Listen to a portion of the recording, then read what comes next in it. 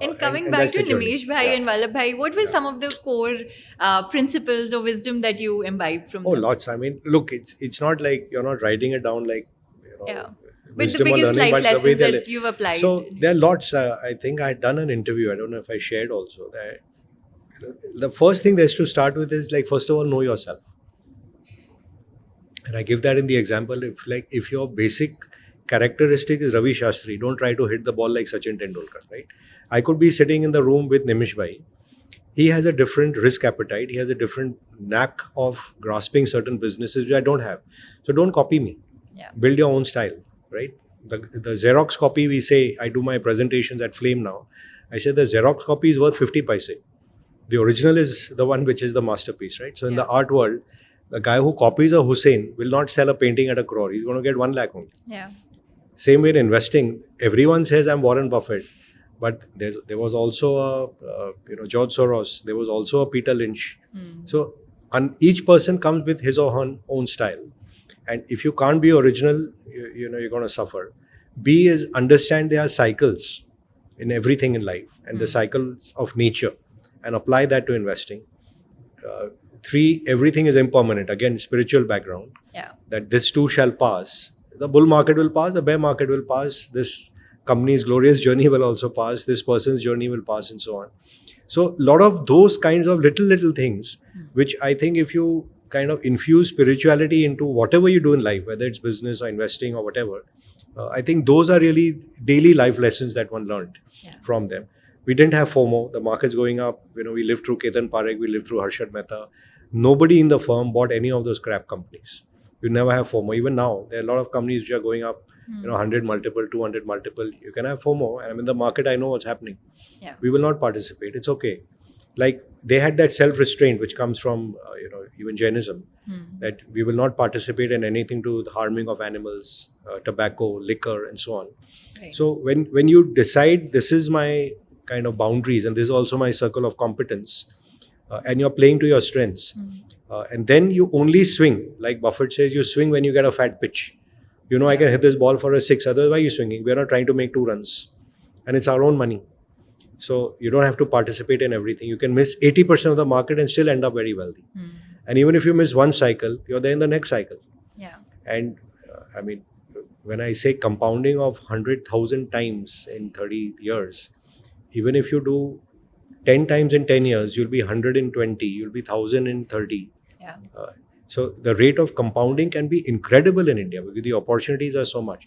And I don't consider myself some fantastic investor. I'm a slightly above average guy. Too humble. But but I honestly mean it. There are much better investors out there. I also saw the flip when I went overseas. What is so great in these guys? We are worshipping them. Yeah. I even work for a large PE firm globally.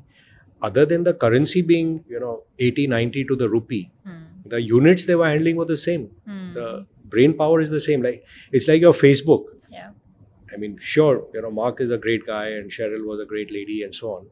But it's like if you had been there in that place, you would have done it as well. Like today, Satya Nadella has done wonders at Microsoft. Right? Yeah. So it's not about Indian versus someone over there.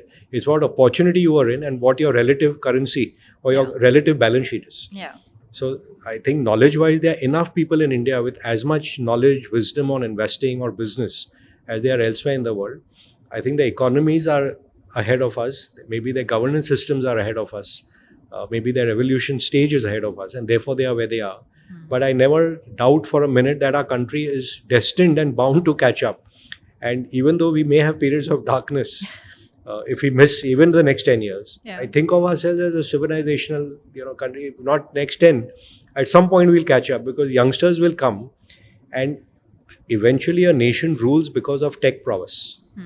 It's about knowledge. End of the day, those countries rule. We used to be the knowledge center of the world back in the days of Nalanda and so on. Then we went down. And we're coming back slowly. We are not yet there. We are still processors for the world. But the day we say, no, we want to have technological leadership, the way the Chinese did, I'm so amazed with what they've done in the last 15 years. They no longer behave subservient to Western tech. And they're leading in almost all tech. Their attitude was and that they're we'll going to build lead. it ourselves. They're going to lead on that. Yeah. It's their governance which may blow them up. The attitude of, I'm the holding king and I back know the best. entrepreneurs. or Yeah. this very abrasive behavior with the rest of the world, that may blow them up, which indeed it happened to US as well. Yeah. Till the point the US was this nice liberal power looking after the world as elder brother, as opposed to now trying to behave like this very cantankerous cousin brother fighting for his rights. It's a character change, and that result will show in the world as well. Yeah. So same thing for us. You said that you admire some other investors in India. Who do you look No, up no, to? there are lots. Honestly, अपने जो अपने बोलते हैं ना 33 करोड़ 33 कोटि भगवान है. All you're saying is there is God in everyone. There's something to learn from everyone. There's something to learn. There, you started with saying something I sent you, but there was a call which you made to me, and it took me 30 seconds Yeah, I to was say, so surprised. because you described your journey, and I know where your journey is going, and that's all it took to say, I can connect with this person. There's something to learn.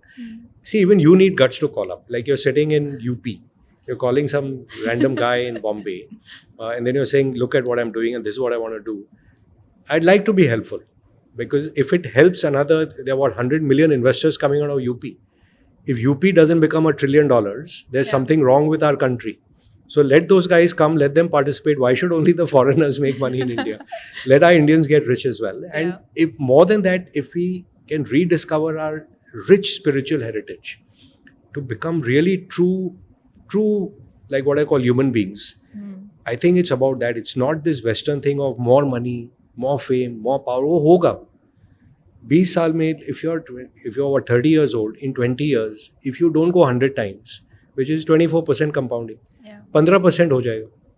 15% is 15, 16 times in 20 years. You'll still be enormously rich. So it's going to happen.